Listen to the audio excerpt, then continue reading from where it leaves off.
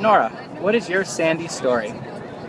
Well, the night of the hurricane, I stayed home with my dad and my elderly grandmother, and we pretty much thought we would be fine during the storm because our house was a lot more elevated than other houses. So we stuck out the storm. We did have a lot of damage to our basement.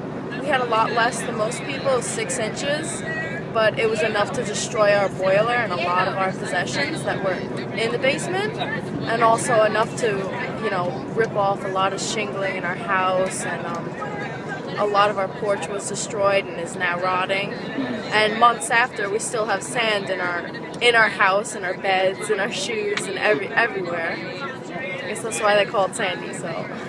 Where's your house located? It's 112th Street. In the Rockaways? Or? Yes, in Rockaway. And have you, after this experience, do you feel like we're more prepared for the next hurricane, or is this something that you fear happening again? I definitely have a fear of it happening again, but I think people will be a lot less ignorant to the fact that this can happen to them. When Irene hit, a lot of people were, thinking that it was a farce, that it wasn't going to be as bad as it was. And a lot of people did have damage from Irene, but it was not as bad as Sandy. I mean, a lot of it was people just, not wanting something bad to happen to them, but you're never exempt from that happening. You're always in a position where it could happen to you. And I think people in Rockaway especially, who are like isolated from the city and from so much of the world just because of where we are, they understand that now, We're on the way to the Forward on Climate rally in D.C. Woo. Do you feel like there's a broader connection to climate change here, and a message you're hoping that we can bring from the Rockaways to the rest of the country? I think there definitely is, because hurricanes are very natural, and it's a natural event that the earth is heating up. But with the use of coal burning and stuff like that, the earth is heating up even more with our input. And I believe Sandy was a result of that, definitely.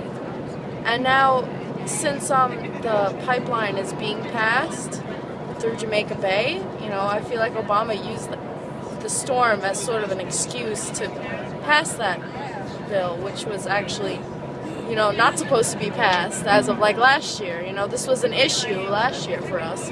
And now it is being passed, and it's going to destroy our home even more. Because in order to build a pipeline, you have to dig up the sand and put in foundation for the pipeline to go through under the water. And that will disturb the sand bed and disturb like the mussels and the algae. And it takes years for it to grow up. As a survivor of Sandy, someone dealing with the aftermath and preparing for the future, do you have any last pieces of advice to other future climate survivors who regrettably might have to experience some of these same things? I would say if you really think that you're in danger, you should leave.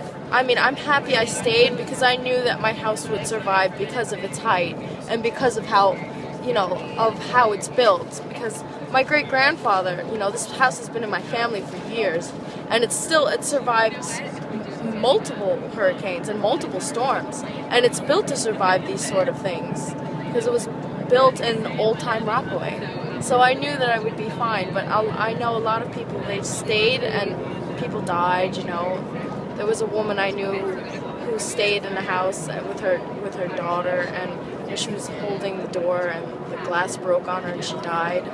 If you really think that you're in danger, you should leave. Thank you for sharing your story. No, thank you.